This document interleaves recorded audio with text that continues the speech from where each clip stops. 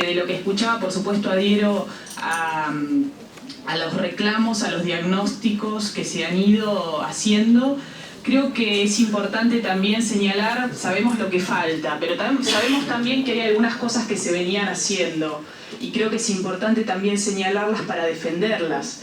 Desde el programa de educación sexual integral de la Nación se venía capacitando a docentes en todo el país en un plan masivo y creo que eso es importante señalarlo para monitorear que siga adelante esa capacitación que es tan importante en lo que tiene que ver con el trabajo de fondo, ¿no? De la prevención y el trabajo en las escuelas. Sabemos que todavía falta un montón para la implementación concreta en las escuelas, pero también sabemos lo que ha pasado en algunas jurisdicciones en relación a otras. San Juan, por ejemplo, no ha permitido la capacitación de docentes en toda la provincia. Sabemos que han habido retrocesos en estos últimos años en la ciudad de Buenos Aires también en relación a esta temática, con lo cual creo que para el diagnóstico también es importante hacer estas cuentas, ¿no? Estas sumas y restas. Me parece importante y creo que hay otro programa que es el de la línea 137 que creó y lleva adelante Valleverti en la ciudad de Buenos Aires, que nunca se federalizó porque no era el objetivo según su creadora, y que funciona en la emergencia y en la urgencia. Creemos que concierta, bastante bien. Creo que Misiones, 3 ciudades, Posadas, Oberá y El Dorado lo han implementado. En Chaco se intentó, pero no tuvo apoyo político del gobernador. Hay algún proyecto en la provincia de Buenos Aires y en Neuquén que no se han implementado, pero también me parece que es interesante como reclamo para como este plan nacional que se incluyan este tipo de dispositivos para la emergencia y la urgencia. Y brevemente, creo que el gran nudo es la justicia. Me parece que ahí es el gran nudo, se están haciendo los diagnósticos.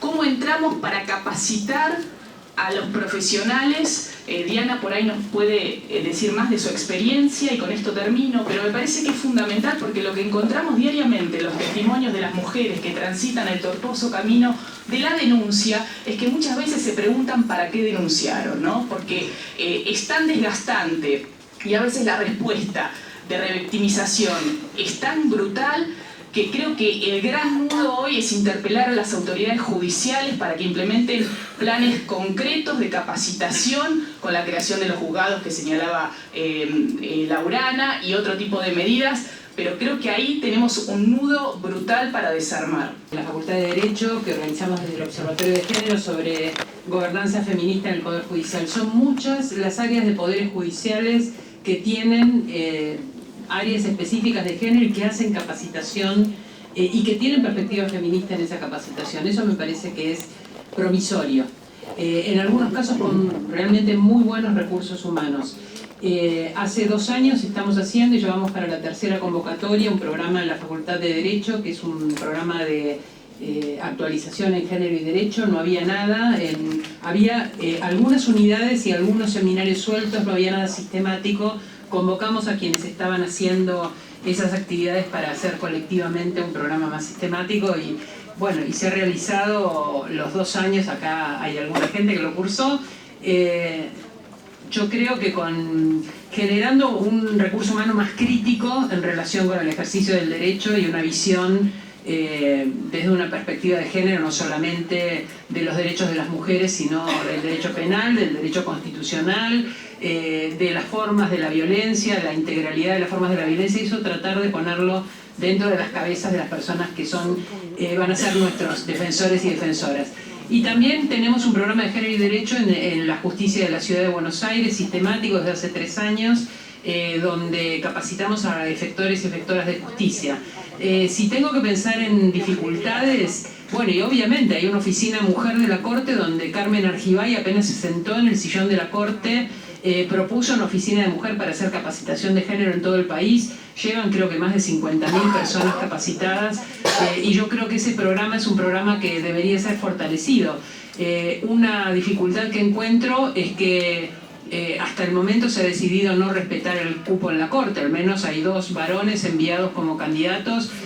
No sé si se modificarán las candidaturas o quiénes serán, pero está previsto incluso en el decreto que hizo Néstor Kirchner en su momento en el 2004 que se respete el cupo en la Corte. El artículo 3 habla de respetar el cupo. Hay 2 lugares para cubrir y al menos uno tendría que ser cubierto por una mujer, y no se está hablando de eso ni se está considerando como una prioridad. La Oficina Mujer y la OBD las ha concentrado Elena Hayton, y la verdad es que los perfiles de Carmen Argibay y de Elena Hayton eran muy diferentes y cada una tenía una oficina con su estilo de gestión. Ese estilo de gestión de Carmen Argibay no ha sido reemplazado, se ha debilitado, entonces la posibilidad de que esta oficina mujer cumpla con el objetivo de capacitar los poderes judiciales de todo el país. Yo creo que tenemos mucho trabajo por delante, que tiene que ver incluso con establecer líneas jurisprudenciales en cada distrito. ¿Cómo son? ¿Cómo es? Algo de lo que mencionaba Laurana en relación con no solamente cuántas causas entran, qué proceso tienen dentro de la justicia y cuando se falla, ¿de qué manera se falla? Si hay un contexto de derechos humanos de las mujeres tomado en consideración en los fallos, les adelanto, en general no hay. El 75% de los jueces dicen ignorar el sistema internacional de derechos humanos. No es que no lo usan en los fallos porque no lo consideran pertinente, lo cual sería un error grave de todas maneras. Lo ignoran, por lo tanto, nos estamos manejando con esfuerzos como el que mencionaba Alicia Siciliani para legislar de una manera realmente garantista con respecto a los derechos de las mujeres. En el plano internacional lo mismo. Y cuando tenemos que ir a las cuestiones más básicas, estos derechos no son tomados en cuenta.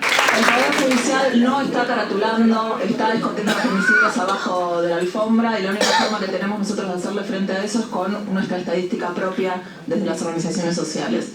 Eso como primer punto. Como segundo punto, y levantando todo lo que se está hablando sobre la capacitación de los actores, digamos, de los operadores del sistema judicial, una pregunta y quizás una cuestión que yo dejo picando es cómo vamos a interpretar las facultades de derecho para que estas cosas no se hagan en los posgrados o cuando ya están ejerciendo la profesión o cuando ya están en la magistratura, sino que sea una cuestión de la formación que se tiene en la facultad de derecho, que está siendo completamente borrada del mapa, como si no fuera una instancia clave, que es responsable, sí. O sea, las facultades de Derecho como responsables de la falta de formación que tienen los profesionales, no solo el derecho, también los profesionales de la medicina, de la psicología. Quizás, exacto, o sea, ¿cómo vamos a interpelar a la universidad, a las universidades de nuestro país para que tomen esto como una responsabilidad propia? Porque seguimos generando camadas de profesionales que no saben cómo trabajar este tema. Y esto se evidencia y genera básicamente, por un lado, mala praxis. Y esto hay que ponerlo, digamos, con este nombre, con esta importancia sobre la mesa, solo eso. Me parece que el énfasis prioritario número 1 es en la escuela, y temo, igual que Mariana Carvajal, por los temas que tienen que ver con incorporación de la perspectiva de género y de educación sexual. Me parece que toda esta articulación, de Ni Una Menos, tendría que tener un grado de organización con mayor presencia federal, porque en varios de estos temas, tanto el educativo como el del seguimiento de los poderes judiciales, no hay modo de trabajarlos desde Buenos Aires de manera centralizada, sino que debería tener como una red descentralizada de seguimiento. Para los temas de educación, desde educación inicial, de educación sexual, incorporación de la perspectiva de género, entiendo que valiosísimo el esfuerzo que se hizo desde el Ministerio de Educación de la Nación, no solo por lo que decía Mariana de las capacitaciones a docentes, sino también todo lo que se viene haciendo desde el canal de encuentro, desde los materiales que se difunden online, pero me parece que hay que trabajarlo en el territorio de cada provincia. Y segundo punto, abonando también lo que dijeron Mariana y Diana, si bien hay algunas iniciativas en las facultades de Derecho como programas de género, me parece que el trabajo es más complejo. Si uno acaba de dar un concurso para Derecho y nuevamente toda la bibliografía en materia de Derecho Civil, aún después de la reforma del Código Civil, sigue teniendo todos, aún los supuestamente progresistas, una connotación sexista que resulta insoportable. Con lo cual, yo diría, cierro con esto, habría que hacer un trabajo más sistemático sobre las facultades, y yo creo que hay que poner en agenda reuniones con las cortes provinciales una por una, como lo venía haciendo un poco la Asociación de Mujeres Juezas y como lo hacía en vida Carmen Aljibay. Me parece que ese es el trabajo prioritario de esta articulación. Gracias. Múltiples, tenemos 5 puntos. El primero es sobre LGBT y la tenemos a Loana Berkins, otra activista maravillosa, que está en la Oficina de Identidad de Género y Orientación Sexual del Observatorio de Género de Justicia de la Ciudad de Buenos Aires. Loana. Hola. Bueno, buenos días a todos y todas. Muchas gracias por la invitación. Yo, como es poquito el tiempo, digo, muchas cosas no las voy a repetir porque ya las dijeron. Voy a centrar en por qué las travestis, transexuales, transgéneras o como nos llamemos, de acuerdo a las culturas, sí tenemos que ser incluidas en estas realidades. Porque si no, a pesar en un país donde tenemos la identidad de género, seguimos siendo muertas civiles. Por ejemplo, cuando asesinan a una travesti, ¿a dónde vamos? Cuando sufren violencia, ¿no? ¿A qué lugar acudimos o en qué registro aparecemos? Ni siquiera aparecemos en ningún registro, a no ser ahora en la Casa del Encuentro, donde se empezó a registrar miles de muertas, ¿no? Y otra cuestión también importante es cómo a través del lenguaje y de las disciplinas académicas se nos sigue invisibilizando también. Porque, por ejemplo, ahora usan mujeres trans, no discutimos la categoría, pero para mi entender es una manera tranquilizadora de decir, bueno, está bien, ¿no? Como que están acá, pero en realidad no están. Porque cuando emergen, ¿cómo se daría cuenta o haríamos emerger nuestra realidad, lo que realmente nos pasa? Nosotros, por supuesto, no vamos a venir a discutir acá ni en ningún lado, porque sería ya una violencia en sí mismo, que las mujeres son las mayores víctimas de violencia. Ahora sí, queremos discutir que no son las únicas, ¿no? Sino ver la manera de ampliar el concepto donde muchas personas que desafiamos la heteronorma, la binariedad, pagamos también costos muy altos. En la educación, la verdad que si la educación sigue siendo heteronormativa, sigue siendo expulsiva para una niña travesti, ¿no? Si en las medicinas los cuerpos son leídos entre el médico progre, no, vos para mí sos mujer, pero ni te revisa, digo, voy a tirar casos concretos, ¿no? O el médico que dice, no, yo esos casos no atiendo. ¿Qué de qué caso estamos hablando? No se atreven a abandonar ese abuso histórico que tienen de disciplinamiento y dominación de los cuerpos, como para decir, bueno, me veo frente a una nueva realidad y aprenderemos juntos. Entonces la invisibilidad sigue siendo constante y así podría enumerar en cada uno de los ítems que acá ya han enumerado.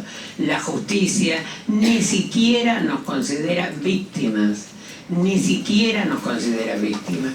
No, y ahí nos surge la pregunta, ¿quién construye a la víctima y cómo se construye a la víctima?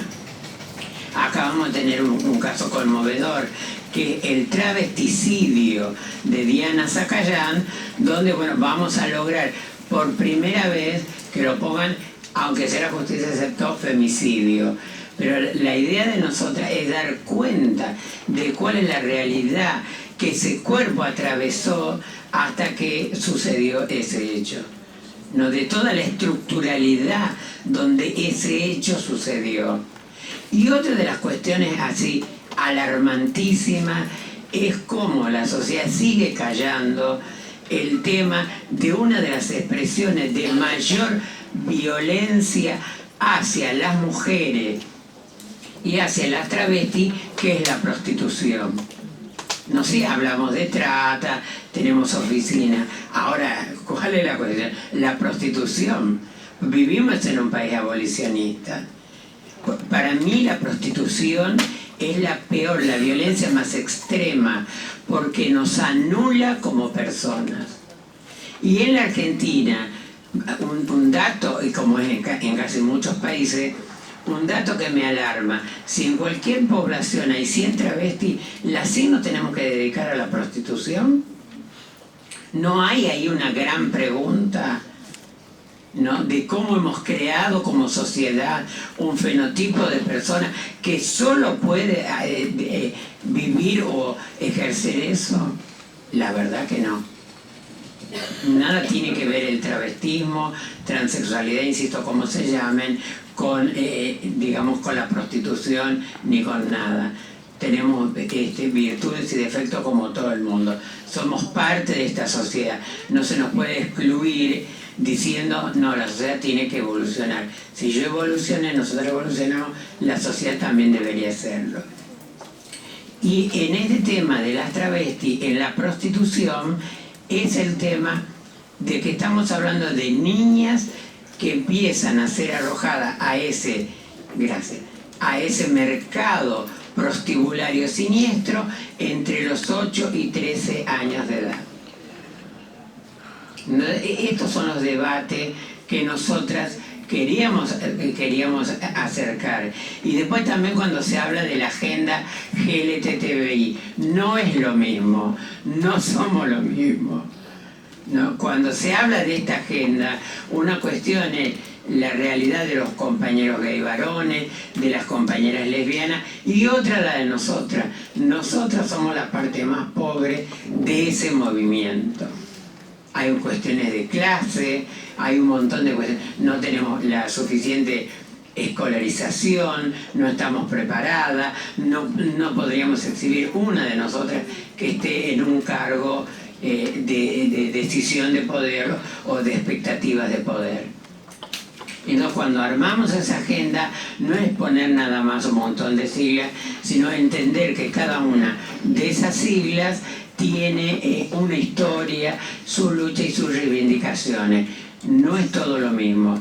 Entonces, lo que nosotros queremos, para terminar, insistir es en esto, ¿no? Seguiremos insistiendo que nosotros también somos parte de todo esto, que las mismas violencias que acá se ha descrito, nosotros las atravesamos también. El ser explotada, el ser golpeada, el infectar nuestros cuerpos con cirugías de baja categoría, el desprecio, todo lo mismo también nosotros lo padecemos. Entonces no es una cuestión de competencia, sino de ver cómo en estos registros, en estas instituciones, y a la hora de reclamar estas demandas, también empezamos a ampliar el horizonte, digamos, no solo donde se hable de mujeres, sino de otros cuerpos, de otras realidades que también atravesamos la violencia. Muchas gracias.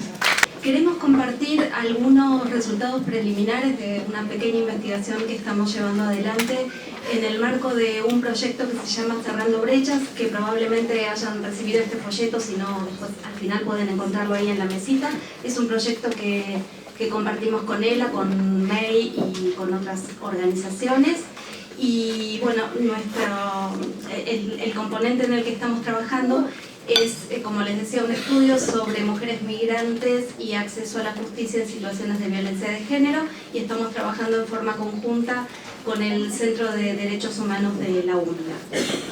Nosotras con este trabajo lo que nos propusimos fue conocer las rutas y los itinerarios que recorren las mujeres migrantes de los municipios de Lomas de Zamora y de Lanús, en el acceso a la justicia, tratando de identificar qué obstáculos y qué facilitadores hay, y también analizando en esas trayectorias qué impactos tienen las interseccionalidades de desigualdades. Esto que nos hablaba Diana al comienzo, del entrecruzamiento de distintos patrones que hacen a la estructura social, que tienen que ver con el género, la clase, la generación, la nacionalidad, el estatus migratorio, etc.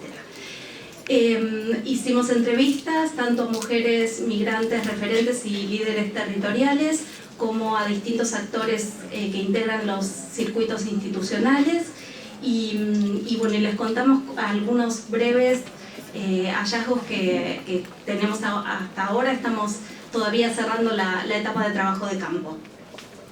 En primer lugar, en la caracterización del circuito lo que encontramos es algo sobre lo que ya se vino hablando, una multiplicidad de instituciones que intervienen con escasa articulación y superposición de tareas, y por otro lado una valoración muy positiva de los espacios de articulación que se dieron a través de algo que se gestó desde la Secretaría de Derechos Humanos, que son unas mesas locales contra la violencia. Entonces, teniendo en cuenta esto, lo que vemos es que esto genera en las mujeres migrantes, al igual que seguramente en otras mujeres, mucha confusión, procesos de revictimización, la idea de que lo que tienen que transitar es un laberinto, y esto abona la necesidad de pensar en algunas políticas concretas sobre las que ya estuvieron hablando, sobre todo Laurana y Fabiana, que tiene que ver con repensar este circuito, con poder pensar la posibilidad de centros únicos, de atención, de centros que estén especializados, y en el caso puntual de las mujeres migrantes, para evitar barreras idiomáticas, también planteamos la necesidad de que se efectivicen las figuras de las intérpretes, ¿sí? Que puedan sortear estas barreras idiomáticas. Luego, otro resultado que encontramos en las percepciones de quienes integran y trabajan en estos circuitos institucionales, en justicia y en otras áreas, es que la cuestión de la especificidad de las mujeres migrantes ante la violencia no fue problematizada ni integra sus agendas. Y esto nos parece un hallazgo relevante en dos sentidos. Por un lado, contemplando que las investigaciones muestran que las mujeres migrantes regionales están sobreexpuestas a distintos tipos y modalidades de violencia de género, tanto en sus países de origen, en el tránsito migratorio, como la inclusión plena en nuestras sociedades de destino. Entonces, esto fortalece la idea de que es un tema que tiene que entrar en la agenda. Y por otro lado, lo que vemos en las entrevistas es que las mujeres migrantes tienen una presencia muy fuerte en la consulta y en la denuncia de las situaciones de violencia. Los datos que tenemos son parciales o sistemáticos y reproducen todos los errores y dificultades de los que vinimos hablando, pero sí podemos intuir y en algunos casos constatar una sobrerepresentación de las mujeres migrantes en estos datos que tenemos comparado con su peso en la población total. Entonces, bueno, esto nos habla de la importancia de incluir este tema en la agenda y de fortalecer espacios de capacitación y sensibilización en todos estos actores que intervienen en la atención. Por otro lado, estos actores lo que hacen es identificar, cuando se les consulta sobre la atención a mujeres migrantes, identifican la diversidad cultural como un obstáculo, tanto en la visibilización de la violencia como en el acceso a la justicia. Es decir, que ellos, comparando a las mujeres migrantes con la población, las mujeres nacionales, observan que en las mujeres migrantes hay menor capacidad para visibilizar e identificar su situación personal de violencia, menor información sobre sus derechos, menor conocimiento del circuito de atención, y por otro lado lo que evalúan es que estas barreras en el acceso a la justicia está operando una cuestión cultural que en general identifican bajo la idea de que las comunidades migrantes regionales son más patriarcales, más machistas, y que, bueno, como que casi que reeditan una sinonimia entre mujer migrante igual a mujer víctima de violencia. Esto abre como un gran interrogante en el sentido de que nosotros nos planteamos en qué medida es cierto que las mujeres migrantes tienen menos información, menos conocimiento del circuito y demás, y en qué medida esto no está reproduciendo ciertos estereotipos, ¿sí? Esta idea de la modernización como con un impacto modernizador, ¿no? La idea de que nosotros somos más modernos, menos machistas, menos patriarcales. Para eso, bueno, se necesitan encuestas sobre lo que ya se vino hablando también y nuevas investigaciones. Quedan 3 minutos. Por el lado de la percepción que tienen las mujeres migrantes sobre el circuito judicial, hay una percepción del sistema judicial como algo sumamente distante. Reaparece la pregunta que traía Mariana respecto a para qué la denuncia, y relevamos también situaciones concretas donde la denuncia ha sido contraproducente. Entonces, bueno, esto nos parece que abre también líneas a pensar. Particularmente aparecen algunos temores que tienen que ver con, en algunos casos, falta de información. Hay temor a que si se plantea la denuncia pueden perder la tenencia de sus hijos e hijas. Hay temor a que esto impacte en los procesos de regularización y obtención del DNI.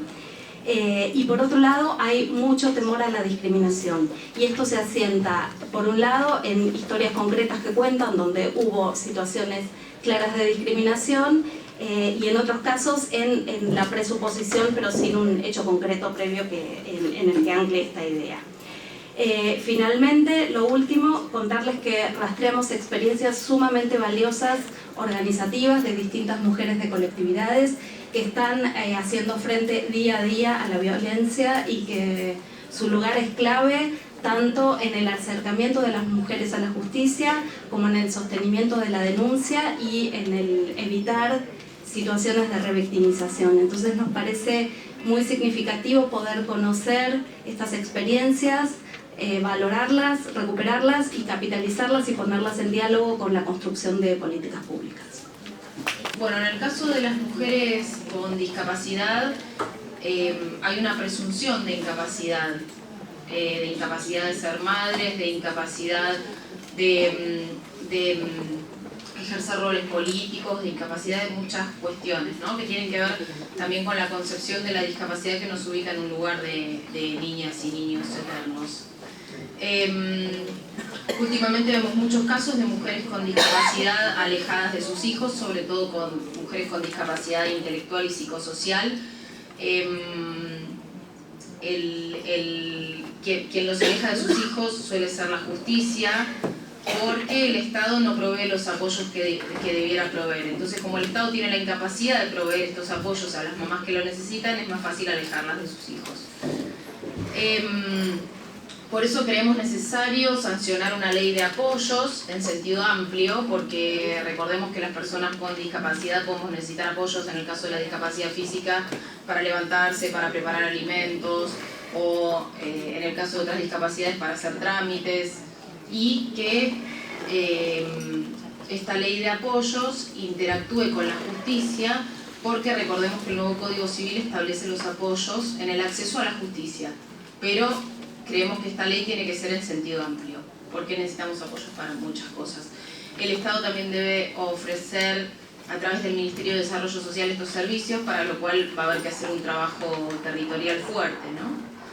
Creemos fundamental la capacitación de operadores judiciales en el modelo social de la discapacidad, porque no queremos que la discapacidad se siga asociando con una cuestión netamente asistencialista.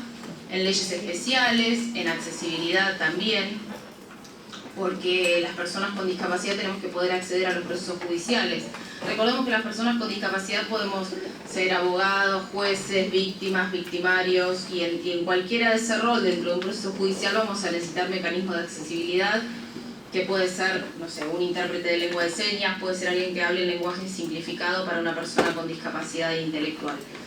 También en estos puntos donde hablaba esto de las mujeres alejadas de sus hijos, es muy importante el acceso a la vivienda, porque habitualmente esto se asocia a mujeres pobres, porque en el caso de las mujeres de clase media alta, los apoyos los desempeña la familia. Entonces, de repente, no sé, o los desempeña un tercero, pero la familia puede costear ese apoyo. Así que eso es fundamental. En el acceso a la salud hay falta de accesibilidad física y comunicacional. Cuando hablo de accesibilidad física no hablo de la rampa para entrar al hospital nada más. Hablo de consultorios más amplios, hablo de camillas que se puedan utilizar por personas con discapacidad física, porque si no lo que se produce es una manipulación terrible de los cuerpos y una invasión a ese cuerpo. Que haya personas que puedan desempeñar el rol de apoyo, porque si yo voy con un familiar no significa que yo quiera que ese familiar entre a la consulta. accesibilidad comunicacional también, que haya personas que puedan hablar lengua de señas y lenguaje simplificado, como les decía antes. Muchas veces las personas con discapacidad intelectual lo único que necesitan es eso, que bajemos el lenguaje. Hay mucho prejuicio en el ámbito de la salud, por eso también en esta área vemos como clave la capacitación. Y claro, obviamente el presupuesto para invertir en todo esto, ¿no? Y en accesibilidad física. Creemos que la ley de parto respetado se nos debe incluir, porque habitualmente lo que pasa es que no se nos considera. Todavía siguen hablando con nuestros acompañantes, ¿no? En el caso de las mujeres institucionalizadas, vemos múltiples vulneraciones de derechos, porque en las instituciones no se respetan ninguno de nuestros derechos. Hablo de instituciones como hogares o manicomios, ¿no? Que no deberían existir bajo la ley de salud mental vigente, pero todavía existen. Nosotros creemos fundamental poner énfasis en nuestro derecho a vivir de forma independiente y a ser incluidos en la comunidad. En las instituciones se producen todo tipo de abusos. Cuando hablamos de aborto no punible, es necesario que se provean los apoyos para la toma de decisiones. Los apoyos, creo que todas las personas necesitamos apoyos para tomar una decisión de ese tipo, ¿no? En el caso de las personas con discapacidad, lo puede desempeñar alguien de confianza o los servicios de salud pueden ofrecer también apoyos a este respecto. Cuando hablamos de aborto no punible, pensamos sobre todo en mujeres con discapacidad intelectual. Y me parece que hay que correr la mirada a cómo se ve a las mujeres con discapacidad intelectual. Porque habitualmente se dice, es una mujer de 18 años con edad madurativa de 4. Entonces nos imaginamos una nena de 4 años embarazada. Y no es eso. La edad madurativa tiene que ver con un análisis que hacen los psicólogos de cuestiones que tienen que ver con el aprendizaje. Con si alcanza a leer y escribir, si puede sumar y restar. Pero no contempla las relaciones sociales. Entonces tenemos que correr ese eje de la edad madurativa, me parece, y pensar que es una mujer con una discapacidad intelectual, pero es una mujer. Cuando hablamos de atención a víctimas de violencia, los refugios no suelen ser accesibles, con lo cual si llega una mujer en silla de ruedas difícilmente se pueda incorporar a esa dinámica. Y cuando hablo de refugios accesibles, otra vez no hablo de la entrada, hablo de lugares comunes que esa persona pueda utilizar, hablo de baños accesibles. Claro, esto debe ir de la mano del presupuesto, ¿no? Hay que capacitar a los operadores de atención a víctimas de violencia, otra vez que hablen lengua de señas, y que traten a las mujeres con discapacidad como mujeres, no como nenas, ¿no? Para eso capacitar en el modelo social es básico. Que se incluya la variable de discapacidad en estadísticas también nos parece fundamental. Bueno, primero que se creen estadísticas viables, ¿no? Pero que se incluya la variable de discapacidad también. En el acceso a la justicia también vemos múltiples complicaciones. Hemos trabajado muchos casos de personas con discapacidad en cárceles. Hay personas que ni siquiera tienen el certificado de discapacidad, que claro es una opción, pero que facilita el acceso a otros servicios. Es fácil armarle una causa a una persona con discapacidad y habitualmente cuando están presas sin ningún tipo de apoyo. De hecho, muchas veces los abogados tampoco saben cómo interactuar con ellas.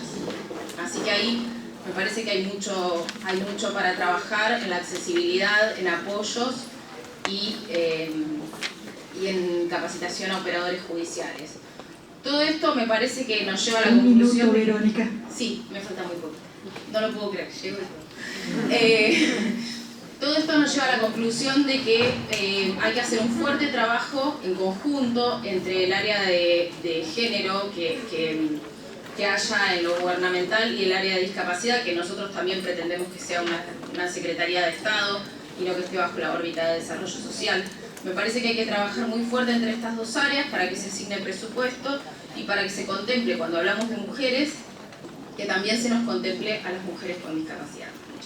Y nos pidieron hablar sobre el vínculo que hay entre la violencia contra mujeres y los derechos de la salud sexual y reproductiva.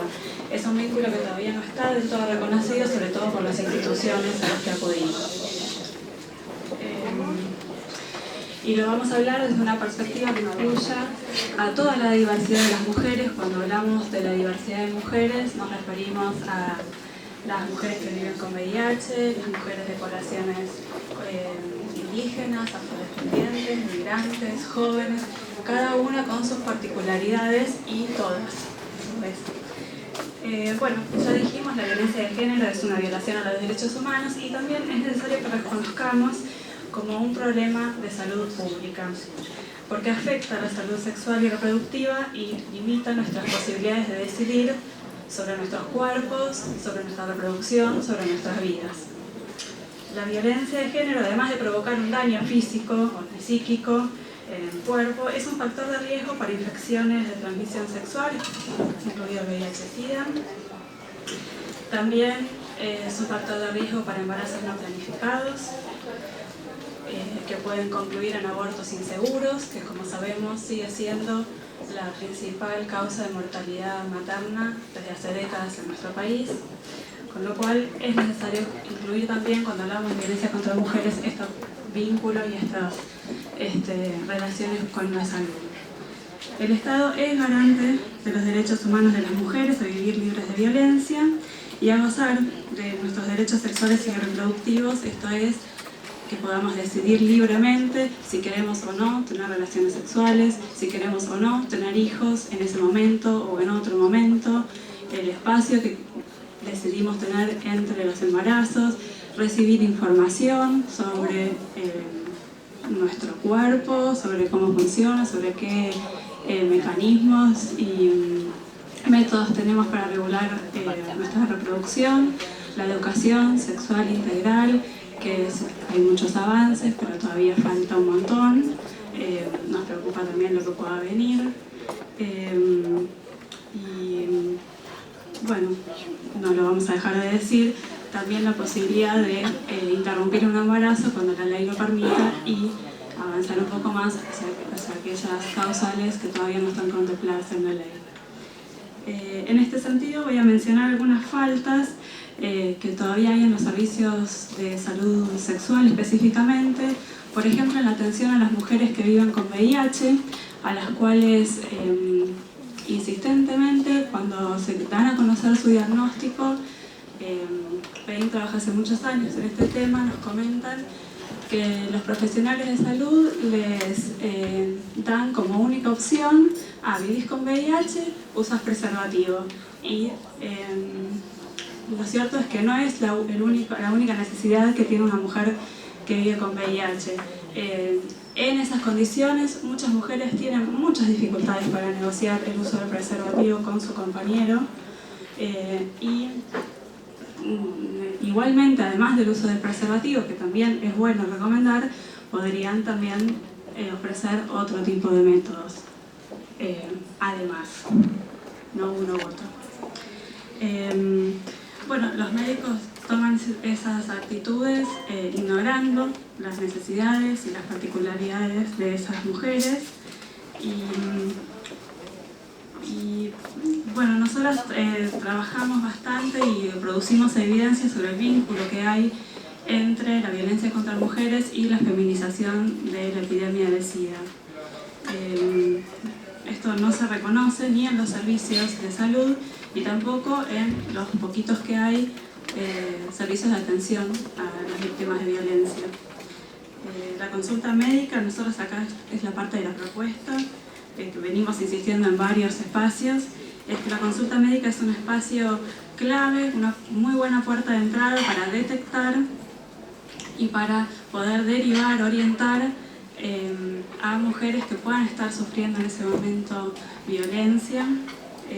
Para eso necesitamos personal capacitado, que en este momento no lo hay, capacitado y sensibilizado.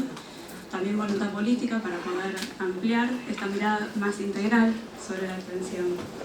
En este momento se están perdiendo muchas oportunidades porque las mujeres vamos a atendernos, a hacernos los controles de salud, sobre todo en el embarazo, los controles ginecológicos. Hay muchas instancias en que las mujeres estamos en un consultorio y podrían ser espacios de detección de violencia. A su vez, nosotras insistimos en que esto tiene que ser integral en los servicios, que insisto, hay pocos, de atención a las víctimas de violencia.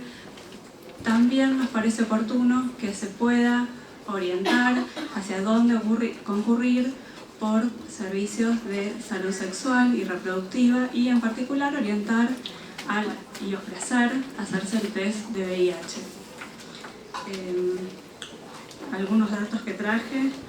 En Argentina, la razón hombre-mujer que vivían con el virus en el año 2012 era de 2 varones diagnosticados por cada mujer, pero en 1988 era de 14 hombres por cada mujer, por lo cual vemos que la proporción de mujeres va creciendo y sabemos que la mayoría de las mujeres contraen el virus a través de relaciones sexuales con sus parejas estables.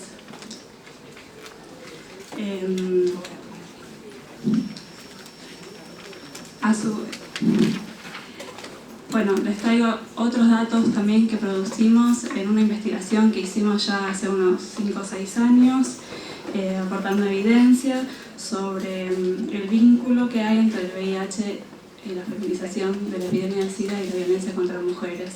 En ese caso encontramos que hay una mayor vulnerabilidad de las mujeres que viven con VIH a sufrir violencia antes del diagnóstico. Y se encontró que muchas estaban padeciendo violencia en la actualidad, pero nadie se ocupaba de ese tema. O sea, la violencia contra mujeres es un importante factor de vulnerabilidad para el VIH. En Argentina, estos son datos de la investigación que se llama 2 caras de una misma realidad. Las mujeres que viven con VIH que nosotros encontramos para este estudio nos dio que 9 de cada una de ellas fueron víctimas de algún tipo de violencia a lo largo de su vida. 76% era violencia física, 83% padeció violencia psicológica, 44% fue obligada a tener relaciones sexuales. 8 de cada 10 mujeres que viven con VIH padecieron violencia antes de conocer su diagnóstico. La violencia, además de ser causa de la infección, es también consecuencia, porque vivir con VIH todavía significa tener encima el estigma y la discriminación en varios aspectos de la vida y muchas veces ser víctima de violencia institucional en las instituciones que deberían cuidarnos. Otro aspecto para mencionar en la relación de la violencia con la salud y los derechos sexuales y reproductivos tiene que ver con las violaciones y los abusos sexuales, incluidos desde la infancia, algo que aumenta los riesgos y la vulnerabilidad. Las mujeres y niñas a menudo se enfrentan a una segunda violación de sus derechos cuando son forzadas a continuar con un embarazo producto de una violación, lo cual está calificado como una tortura. Tenemos un protocolo para actuar en casos de violencia sexual, pero lo cierto es que no es conocido por todos los profesionales, no es conocido por la población, se me acaba el tiempo, y hay mucha discrecionalidad en su uso, tanto personal, digamos, dependemos de la voluntad de los profesionales, como de la voluntad